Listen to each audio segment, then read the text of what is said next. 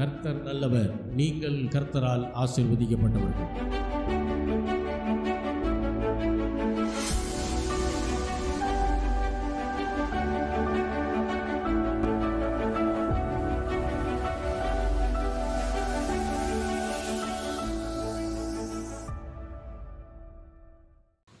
கர்த்தருடைய வார்த்தைக்கு நேராய் நாம் திரும்புவோம். ரோமருக்கு எழுதின நிருபம் 10வது அதிகாரம் 18 முதல் 21 வசனங்களை வாசிக்கலாம். ரோமருக்கு எழுதின நிருபம் 10வது அதிகாரம் 18 முதல் 21 வசனங்கள். இப்படி இருக்க அவர்கள் கேள்விப்படவில்லையா என்று கேட்கிறேன். கேள்விப்பட்டார்கள். அவைகளின் சத்தம் பூமி எங்கும், அவைகளின் வசனங்கள் பூச்சக்கரத்துக்கு கடைசி வரைக்கும் செல்கிறதே. இஸ்ரவேலர் அதை அறியவில்லையா என்று கேட்கிறேன். அறிந்தார்கள். முதலாவது மோசே, எனக்கு ஜனங்கள் அல்லாதவர்களை கொண்டு நான் உங்களுக்கு எரிச்சல் உண்டாக்குவேன், புத்தியினமுள்ள ஜனங்களாலே உங்களுக்கு கோபம் மூட்டுவேன் என்றான். அல்லாமலும் ஏசாயா, என்னை தேடாதவர்களாலே கண்டறியப்பட்டேன், என்னை விசாரித்து கேளாதவர்களுக்கு வெளியரங்கமானேன் என்று தைரியம் கொண்டு சொல்கிறான். இஸ்ரவேலரை குறித்தோ கீழ்ப்படியாதவர்களும் எதிர்த்து பேசுகிறவர்களுமாயிருக்கிற ஜனங்களிடத்திற்கு நாள் முழுவதும் என் கைகளை நீட்டினேன் என்று அவன் சொல்லியிருக்கிறான். இரட்சிப்பை பற்றி பவுல் அப்போஸ்தலன் போதிக்கிறார். இன்றோடு இந்த 10வது அதிகாரத்தை நாம் முடிக்கப் போகிறோம். எது இரட்சிப்பின் வழி என்பதை குறித்து யூதர்களுக்கும் இரட்சிக்கப்பட்ட புறஜாதி மக்களுக்கும் அவர் போதிக்கிறார். இயேசுவே ஆண்டவர் என்று அறிக்கையிட வேண்டும். இந்த இயேசு கிறிஸ்துவை கல்வாரி சிலுவையிலே அவர்தான் மரித்தார், 3ஆம் நாள் பிதா அவரை உயிரோடு எழுப்பினார் என்பதையும் விசுவாசிக்க வேண்டும். இதை இருதயத்தில் விசுவாசிக்கணும். வாயில் இயேசுவே ஆண்டவர் என்று அறிக்கையிடணும், இயேசுவே கர்த்தர் என்று அறிக்கையிடணும். அப்படி செய்தால் இரட்சிப்பை நாம் பெற முடியும் என்பதை போதிக்கிறார். இயேசு கிறிஸ்து இல்லாமல் ஒருவரும் பிதாவினிடத்தில் வர முடியாது என்பதை அவர் திட்டமாய் தெளிவுபடுத்துகிறார். இதை யூதர்கள் ஏற்றுக்கொள்ள மறுக்கிறார்கள். ஏன் அப்படின்னா, அவர்கள் இந்த உபதேசங்களை கேள்விப்பட்டார்கள், இதை அறிந்து கொண்டார்கள். ஆனால் அவர்கள் கீழ்ப்படியாதவர்களாய் மற்றும் எதிர்த்து பேசக்கூடியவர்களாய் இருந்தபடியினாலே, முரட்டாட்டமான மக்களாய் இருந்ததினாலே அவர்கள் ஆண்டவராய் இயேசு கிறிஸ்துவை அவர்கள் ஆண்டவர் என்று ஏற்றுக்கொள்ளவில்லை. அவரை ஒரு போதகராக பார்க்கிறார்களே தவிர, ஒரு மனிதனாக பார்த்தார்களே தவிர அவரை ஆண்டவராக ஏற்றுக்கொள்ளவில்லை. அதற்கு அவர்கள் சொல்லக்கூடிய விளக்கம், உன் தேவனாகிய கர்த்தர் ஒருவரே என்கிற பழைய ஏற்பாட்டு பிரமாணத்தை அவர்கள் கோடிட்டு காட்டுகிறார்கள். ஆனால் ஆண்டவர் நாள் முழுவதும் தன்னுடைய கையை நீட்டி அவர்களை அழைத்து இரட்சிப்பை நோக்கி அழைத்தும் அவர்கள் இரட்சிப்பை நோக்கி வரவில்லை. ஒரு மனிதன் ஆண்டவருக்கு கீழ்ப்படியாததினாலே தான் நரகத்துக்கு போகிறானே தவிர, தேவன் கோபப்பட்டதினாலேயோ தேவன் மனிதனை வெறுத்ததினாலேயோ அல்ல. ஆண்டவருடைய வார்த்தைக்கு கீழ்ப்படியாமல் ஒரு மனிதன் ஆண்டவரை விசுவாசிக்காமல் இருந்ததுனால தான் நரகத்துக்கு போகிறான். அப்போ சுவிசேஷம் எல்லா இடத்திலையும் அறிவிக்கப்பட்டு கொண்டே இருக்கிறது. இதை சுவிசேஷத்தை அறிவிக்கிறார்கள், அநேக இடங்களில் இதை அறிவிக்கிறார்கள். ஆனாலும் இருதயம் கடினமாக இருக்கிறது இந்த யூதர்கள் மத்தியிலே. ஏசாயா முதலான பல தீர்க்கதரிசிகள் மேசியாவை பற்றின பல தீர்க்க தரிசனங்களை சொல்லியிருக்கிறார்கள். ஆனாலும் சொந்த ஜனங்களாக இருக்கக்கூடிய யூதர்கள் ஆண்டவரை ஏற்றுக்கொள்ளவில்லை. இப்போ ஆண்டவரே சொல்கிறாரு, அவரை ஏற்றுக்கொண்டவர்கள் எத்தனை பேர்களோ அத்தனை பேர்களும் அவருக்கு பிள்ளைகள் ஆகும்படி அவர்களுக்கு அதிகாரம் கொடுத்தார் என்று. ஏன் யூதர்கள் இயேசு கிறிஸ்துவை ஏற்றுக்கொள்ளவில்லை என்றால், அதற்கு முக்கியமான காரியம் 2 காரியங்கள். ஒன்று அவர்களுடைய பாரம்பரியம், இரண்டாவது சுயநீதி. இந்த 2 காரியங்களினாலே தான் யூதர்கள் ஆண்டவரை ஏற்றுக்கொள்ளவில்லை. பாரம்பரியத்தை மேன்மையாக நினைத்து ஆண்டவரை நிராகரித்தார்கள், இயேசு கிறிஸ்துவை நிராகரித்தார்கள், அவருடைய வார்த்தை நிராகரித்தார்கள். தேவனுடைய வசனத்திற்கு மேலாய், தேவனுடைய வார்த்தைக்கு மேலாய் பாரம்பரியத்தை அவர்கள் வைத்தார்கள். அதுதான் அவர்களுடைய வீழ்ச்சிக்கு முதல் காரணமாக இருந்தது. 2வது சுயநீதி. என்ன சுயநீதி அப்படின்னா, இது எங்களுக்கு தான், 10 கற்பனைகளை ஆண்டவர் கொடுத்திருக்கிறார். அதாவது 10 கற்பனைகளை 10 கட்டளைகளை அவர்கள் பெற்றதினாலேயே அவர்கள் உயர்ந்தவர்கள் என்கிற ஒரு எண்ணத்தில் இருந்தார்கள். பொதுவாக டெஸ்ட் வைக்கிறது எல்லாரும் ஃபெயில் ஆகிடணும் அப்படிங்கிறதுக்காக இல்லை. எல்லாரும் சொல்லி கொடுத்ததை நல்லா புரிஞ்சுக்கிட்டு நல்லா எக்ஸாம் எழுதி பாஸ் பண்ணணுன்றதுக்கு தான் டெஸ்ட்டை வைக்கிறது. ஆனால் ஆண்டவர் இந்த 10 கட்டளைகளை இந்த நியாயப்பிரமாணங்களை கொடுத்தது எதுக்கு அப்படின்னா, அதை ட்ரை பண்ணி ஃபாலோ பண்ண ட்ரை பண்ணி எல்லாரும் ஃபெயில் ஆகணும்னு தான் கொடுத்தார். ஏனென்றால் அவங்க அப்போ தான் அவங்களுக்கு தாங்கள் ஒரு பாவி என்கிற உணர்வு வரும். ஏன்னா அவங்க எல்லாம் என்ன நினைக்கிறாங்க, நம்ம மோசேயினுடைய இனத்தில் வந்தவங்க, ஆபிரகாமுடைய சந்ததியில் வந்தவங்க, நம்ம மேன்மையானவர்கள், நாம் தான் நீதிமான்கள், அதனால தான் ஆண்டவர் நம்மளை தேர்ந்தெடுத்திருக்காரு அப்படிலாம் நினைக்கிறாங்க. தாங்கள் ஒரு பாவி என்பதை அவர்கள் புரிந்து கொள்ள வேண்டும் என்பதற்காகத்தான் தேவன் நியாயப்பிரமாணங்களை கொடுத்தார். அந்த நியாயப்பிரமாணத்தை ஒரு மனிதனும் முழுமையாக கடைபிடிக்கவே முடியாது. அப்போ அதை கடைபிடிக்க முடியலை அப்படின்னா ஒன்றில் ஃபெயில்னா மொத்தமும் ஃபெயிலு. அப்போ தான் பாவி என்பது புரிஞ்சிடும். பாவி என்பது புரிஞ்சிச்சுன்னா தனக்கு ரட்சிப்பு தேவை என்பது புரியும். ரட்சிப்பு தேவை என்பது புரிஞ்சதுன்னா ரட்சிப்பை கொடுப்பதற்கு இரட்சகர் தேவை என்பதும் புரியும். அப்போது ரட்சிப்புக்காக அப்போது தான் அவர்கள் தேட ஆரம்பிப்பார்கள். என்றால் வசனம் சொல்லுகிறது, பாவம் செய்கிற ஆத்துமா சாகும், பாவத்தினுடைய சம்பளம் மரணம். அப்போ மனிதன் தாழ்மைப்பட்டு ஆண்டவரிடம் ரட்சிப்பை பெற வேண்டும் என்று தேவன் விரும்பினார். எந்த விதத்தில் தாழ்மைப்படணும்னா, தன்னை ஒரு பாவி என்று அவன் உணரணும். தன்னை நல்லவன், தான் ஒரு நீதிமான் என்று நினைக்கிறவரை எந்த ஒரு மனிதனும் கடவுளை தேடி வரமாட்டான். ஆனால் அநேக நல்லவர்கள் ஆண்டவரை ஏற்றுக்கொள்ள மாட்டார்கள். தாங்கள் ஒரு பாவி என்ற உணர்வை உடையவர்கள் தான் ஆண்டவரை தேடி அதிகமாக வருவார்கள். அப்போது தேவனுடைய இந்த நோக்கத்தை நாம் புரிந்து கொண்டால் தங்களுக்காக தான் 10 கட்டளைகள் கொடுக்கப்பட்டிருக்கிறது, ஆகையினால் நாங்கள் தான் மேன்மையானவர்கள் என்கிற ஒரு சிந்தனை அவர்களுக்குள்ளே வந்திருக்காது. அவர்களுக்கு அது புரியலை. இதுக்கு உதாரணம் சொல்லணுன்னா, தேவாலயத்தில் ஜெபித்த 2 மனிதர்கள், ஒன்று பரிசேயன், இன்னொன்று ஆயக்காரன். பரிசேயன் சொல்கிறான், பரிசேயனுடைய ஜெபத்தில் பாவி என்கிற உணர்வே அவனுக்கு இல்லை. அவன் என்ன சொல்கிறான், தன்னுடைய நீதியை பூரா சொல்கிறான், சுயநீதியை பூரா சொல்கிறான். நான் வாரத்தில் 2 தடவை உபவாசம் பண்ணுறேன், வாரத்தில் எல்லா நாளும் ஆலயத்துக்கு போகிறேன், எல்லா நாளும் ஜெபிக்கிறேன், மற்றவர்களுக்கு உதவி செய்கிறேன் அப்படின்னு தான் செய்கிற நல்ல காரியங்களை சொல்லி ஜெபிக்கிறான். அது மட்டும் இல்லை, ஆயக்காரனையும் குற்றப்படுத்தி ஜெபிக்கிறான். ஆனால் ஆயக்காரனுடைய ஜெபம் தான் ஒரு பாவி என்கிற உணர்வை அடைந்தவனாய் அவன் ஜெபித்தான். அப்போ இதில் பரிசுத்தமாக்கப்பட்டது, நீதிமான் ஆக்கப்பட்டது ஆயக்காரன் தானே தவிர பரிசேயன் அல்ல. பரிசேயன் நியாயப்பிரமாணத்திற்கு அடையாளமாக இருக்கிறான், ஆயக்காரன் கிருபையின் பிரமாணத்திற்கு அடையாளமாக இருக்கிறான். கிருபையின் பிரமாணத்துக்கு அடையாளமாக இருக்கிறதுனால தான் பாவியாகிய என்மேல் கிருபையாயிரும் ஆண்டவர் என்று சொல்லி தேவனுடைய கிருபைக்காக அவன் கெஞ்சினான். அப்போ ஃபெயில் ஆகிறதுக்குன்னே ஒரு டெஸ்ட்டை வச்சாருன்னா அதில் எப்படி பாஸ் பண்ண முடியும்? கண்டிப்பாக பண்ண முடியாது. அதனால தான் ஆண்டவர் சொன்னார், இந்த கல்லின் மேல் மோதுகிறவன் நொறுங்கி போவான் என்று சொன்னார். அதெல்லாம் யூதர்களை பார்த்து தான் சொல்கிறார். அப்போது இந்த 10வது அதிகாரத்தில் பழைய ஏற்பாட்டிலேருந்து சில வசனங்களை கோட் பண்ணி எழுதுகிறார். ரோமர் 10:5 வாசிப்போம்.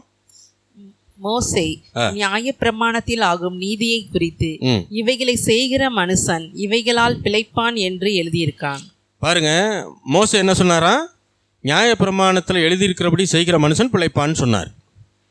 அதை இங்கே கோட் பண்றாரு. அடுத்த வசனம் வாசிங்க. விசுவாசத்தினால் ஆகும் நீதியானது கிறிஸ்துவை இறங்கி வர பண்ணும்படி பரலோகத்துக்கு ஏறுகிறவன் யார்? அடுத்து, அல்லது கிறிஸ்துவை மரித்தோரிலிருந்து ஏறி வர பண்ணும்படி பாதாளத்துக்கு இறங்குகிறவன் யார் என்று உன் உள்ளத்திலே சொல்லாதிருப்பாயாக என்று சொல்லுகிறதும் அன்றி இந்த வார்த்தை உனக்கு சமீபமாயும் உன் வாயிலும் உன் இருதயத்திலும் இருக்கிறது என்று சொல்கிறது. இந்த வார்த்தை நாங்கள் பிரசங்கிக்கிற விசுவாசத்தின் வார்த்தையே. இருதயத்தில் விசுவாசம் இருக்கணும், விசுவாசத்தினாலதான் நீதிமான் பிழைக்க முடியும் என்பதை ரோமர் புஸ்தகத்திலே அவர் ஆரம்பத்திலே போதிக்கிறார். அப்போ விசுவாசம் இருதயத்தில் இருக்கும்போது அது வாயின் வார்த்தைகளிலும் வெளிப்படும் என்பதை தான் சொல்கிறாரு. இந்த வார்த்தை உனக்கு சமீபமாய் உன் வாயிலும் உன் இருதயத்திலும் இருக்கிறது என்றும் வேதம் சொல்லுகிறது. இந்த வார்த்தை வேறு எதுவும் கிடையாது, இது நியாயப்பிரமாண வார்த்தை அல்ல, இது நாங்கள் பிரசங்கிக்கிற விசுவாச வார்த்தை தான் அது. அப்போ விசுவாசத்தினால தான் நாம் பிழைக்க முடியும், ஆண்டவர் மீதான விசுவாசத்தின் மூலம் தான் ரட்சிப்பை பெற முடியும் என்பதை இங்கே அவர் போதிக்கிறார். அடுத்து 11வது வசனத்திலிருந்து 15 வரை வாசிப்போம்.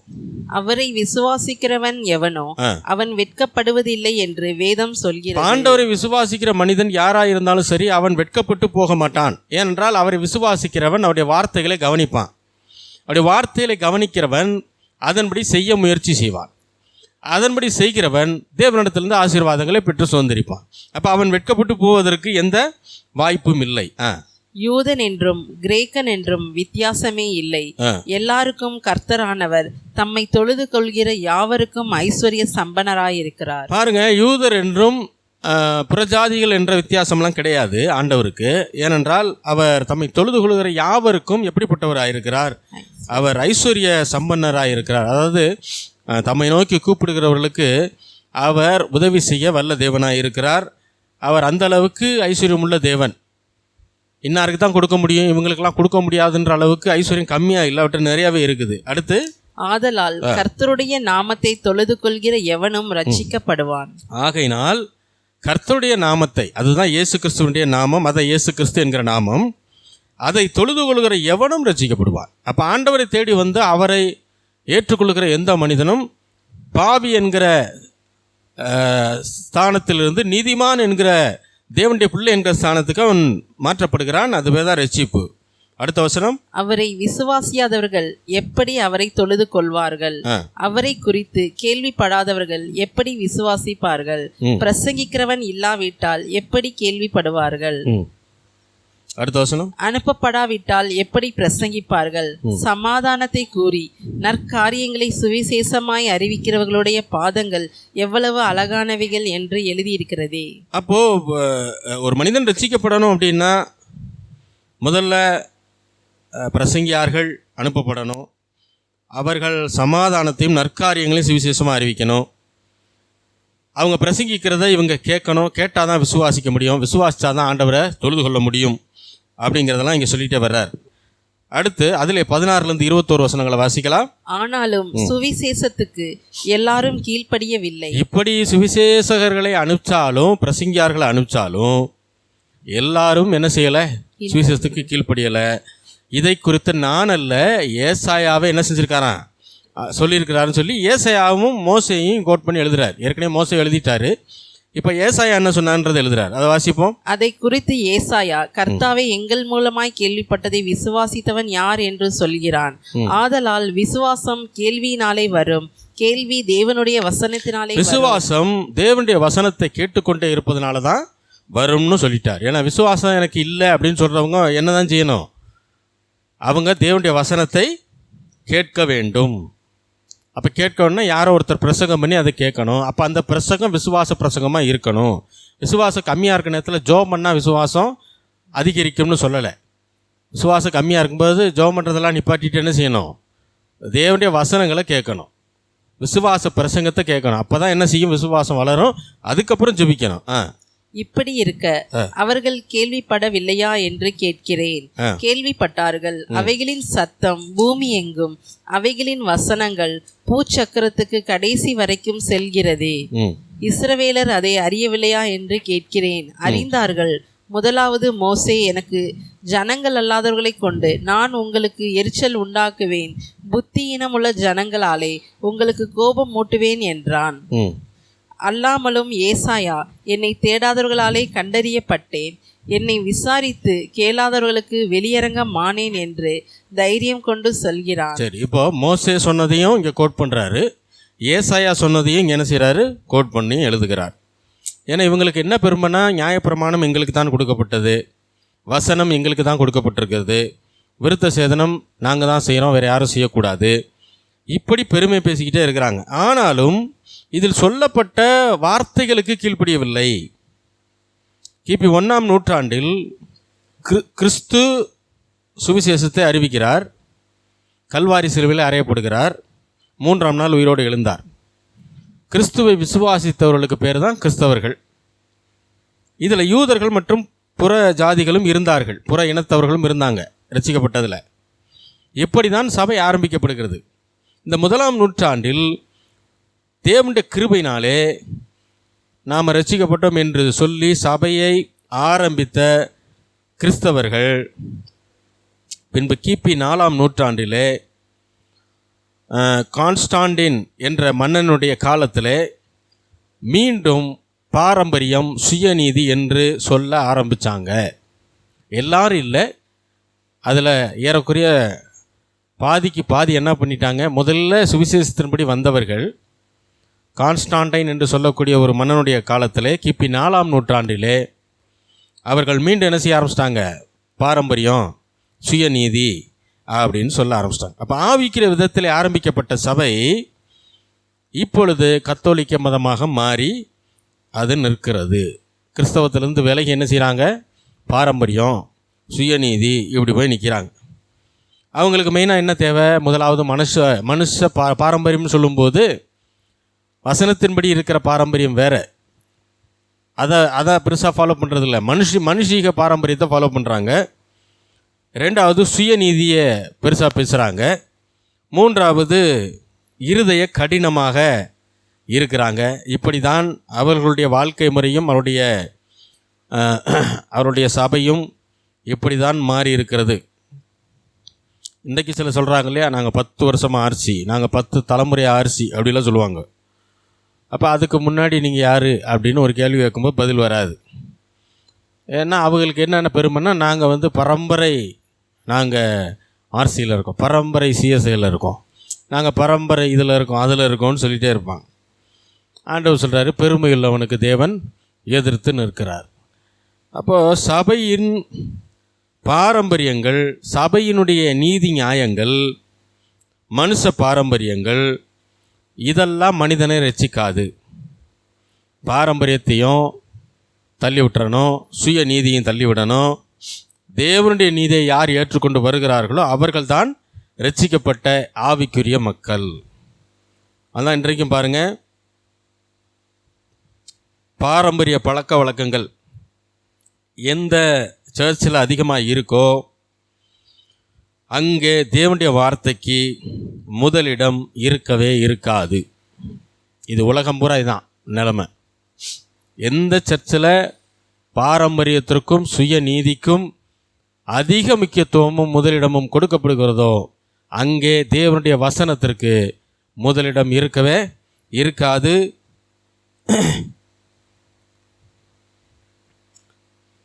ஆகையினால தான் ஆவிக்குரிய சபை என்று சொல்லும்போது அது வேறு பிரிக்கப்பட்ட சபை என்ற அர்த்தம்.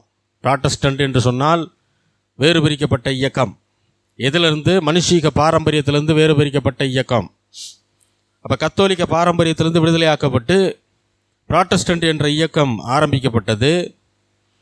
பின்பு இதிலையும் பாரம்பரியம் இதற்குள்ளேயும் நுழைய ஆரம்பிச்சிருச்சு. அப்புறம் அதில் இருந்து ப்ராட்டஸ்டண்டில் இருந்து மெத்தடிஸ்ட் என்று சொல்லக்கூடிய ஒரு இயக்கம் ஆரம்பிக்கப்பட்டது. ஆரம்பம் அருமையாக இருந்தது. ஆனால் இன்றைக்கு அநேக இடங்களிலே இதிலையும் பாரம்பரியம் தலை தூக்கி பின்பு இன்றைக்கும் பாரம்பரியத்தினுடைய சாராம்சங்கள் நிறையா அந்த மெத்தடிஸ்ட் சர்ச்சில் இருக்குது. அதில் இருந்து தான் பெந்தேகோஸ்தே இயக்கம் ஆரம்பிக்கப்பட்டது. இதிலையும் பார்த்திங்கன்னா ஆரம்பத்தில் நல்லா இருந்தது. ஆனால் இன்றைக்கு பலவிதமான கோட்பாடுகள் பாரம்பரியங்கள் தலை தூக்க ஆரம்பித்து விட்டது. இதில் இருந்து தான் தனித்து இயங்கக்கூடிய சபைகள் ஆரம்பிக்கப்பட்டது. ஒவ்வொருவரும் அவங்களுக்கு என்ன செஞ்சுருவாங்க. அதுக்கப்புறம் தான் இண்டிபெண்டன்ட் சர்ச்சஸ் வர ஆரம்பிச்சது. இதிலையும் பல சபைகளில் இன்றைக்கும் பாரம்பரியங்கள் உண்டு. அப்போ எந்த சபை தேவனுடைய வார்த்தையை உயர்த்தி பேசுகிறதோ, எந்த சபை தேவனுடைய வசனத்திற்கு முதலிடம் கொடுக்கிறதோ, அந்த சபையில் பாரம்பரியத்திற்கு பெரிய வேல்யூ இருக்காது. அதுதான் சரியான சபை. அல்லேலூயா. இப்போ மனுஷிக பாரம்பரியத்தை வெறுத்து ஒதுக்கி தேவனுடைய வார்த்தையை பிடித்து கொண்டு கீழ்ப்படிந்து நடக்கிறவர்கள் தான் உண்மையான கிறிஸ்தவர்கள். அவர்கள்தான் தேவனுக்கு பிரியமான ஆவிக்குரிய பிள்ளைகள், இரட்சிக்கப்பட்ட கிறிஸ்தவர்கள். இந்த உலகம் எந்த மனிதனை இவர் சரியில்லைன்னு சொல்லுதோ அந்த மனிதனை வச்சு தான் தேவன் எழுப்புதலையே கொண்டு வருவார். அல்லேலூயா. அப்போ ஆண்டவர் நல்ல தேவனாக இருக்கிறார். அவர் சொல்லுகிற வார்த்தைகளுடைய வெளிச்சத்தை நாம் சரியாக புரிந்து கொண்டு என்ன செய்யணும், அதை ஃபாலோ பண்ணணும். அது ரொம்ப முக்கியம். எங்கள் சர்ச்சினுடைய உபதேசம் இது, எங்கள் சர்ச்சினுடைய உபதேசம் இது இல்லை. எல்லாருக்கும் ஒரே உபதேசத்தை தான் ஆண்டவர் கொடுத்துருக்கார். இந்த வேதத்தில் சொல்லப்பட்டிருக்கிற காரியங்களினுடைய சரியான வெளிப்பாட்டை என்ன செய்யணும், நாம் எடுத்து அதை பின்பற்ற வேண்டும். அதுதான் முக்கியம். ஆக ஆரம்பத்தில் இருந்து இத்தனை பிரிவுகளாக பாரம்பரியத்திலேருந்து வெளியே வந்து கொஞ்ச நாள் நல்லா இருப்பாங்க, மீண்டும் அதற்குள்ளே வேறு விதமான பாரம்பரியங்கள் உள்ளே நுழைஞ்சிரும். இது அப்போ இருந்தே நடந்துக்கிட்டே தான் இருக்குது. கத்தோலிக்க இதிலேருந்து ப்ராட்டஸ்டன்ட் இயக்கம் வருது, அதுலேருந்து மெத்தடிஸ்ட் வருது, அதுலேருந்து பெந்தகோஸ்து இயக்கம் வருது, அதுலேருந்து இன்றைக்கு இருக்கக்கூடிய தனித்து இயங்க இண்டிபெண்டன்ட் சர்ச்சஸுடைய ஒவ்வொரு காரியங்களும் வருது. இது ரொம்ப வருஷமாக இப்போ வந்துட்டுருக்கு. அதுலேயும் பல பிரிவுகளில் என்ன செய்கிறாங்க, இவங்க இதை ஃபாலோ பண்ணுறாங்க, அவன் அதை ஃபாலோ பண்ணுறாங்க, இது சரியில்லை அது சரியில்லைன்னு சொல்லி ஒவ்வொரு இதுலேருந்தும் பல பிரிவுகளாக இன்றைக்கு தேவனை ஆராதித்து கொண்டிருக்கிறார்கள். ஆண்டவர் சொன்னார் இல்லையா, எருசலேமிலும் யூதயாவிலும் மட்டுமல்ல சமாரியாவிலும் உலகமெங்கும் தேவனை தொழுது கொள்கிற காலம் வரும். அதுதான் இந்த காலம்.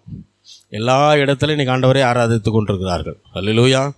இப்போ வசனத்தினுடைய நம்ம வசனம் படிக்கும்போது எப்பயுமே ஆண்டவரே இந்த வசனத்தினுடைய வெளிப்பாட்டை எனக்கு என்ன செய்யுங்க, நீங்கள் போதித்து நடத்துங்கன்னு சொல்லி ஆண்டவர்கிட்ட என்ன செய்யணும், நாம் அதை கேட்கணும். அதை கேட்டு அதன்படி நாம் என்ன செய்யணும், ஆண்டவர்கிட்ட கேட்டு நம்ம அதை பெற்றுக்கொள்ளும் போது அது சரியான வெளிப்பாடாக இருக்கும்.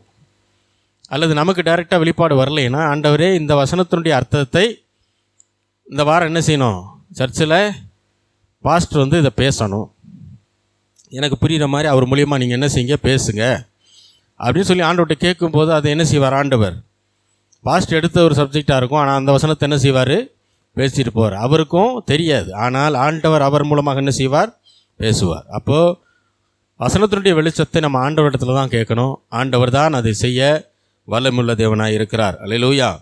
அப்போ மனுஷீக பாரம்பரியத்தை வெறுத்தரணும், சுய நீதியை தள்ளி விட்டுறணும், தேவனுடைய வார்த்தையை பிடித்து கொண்டு கீழ்ப்படிந்து நடந்து ஆண்டவருக்கு உண்மையான பிள்ளைகளாக வாழும்போது நாம் ரட்சிக்கப்பட்ட கிறிஸ்தவர்கள் ஆவிக்குரிய பிள்ளைகளாக இருக்கிறோம். மீண்டும் அடுத்த வாரம் தொடருவோம். நம்ம எல்லாரும் ஜெபிக்கலாம்.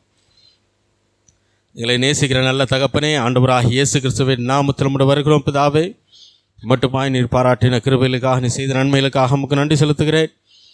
ஆண்டவரே, இந்த வேத பாடம் எப்படி உம்முடைய கரத்தில் ஒப்படைக்கிறேன். நீரை ஆட்கொண்டு வழிநடத்திருக்கிறீர்.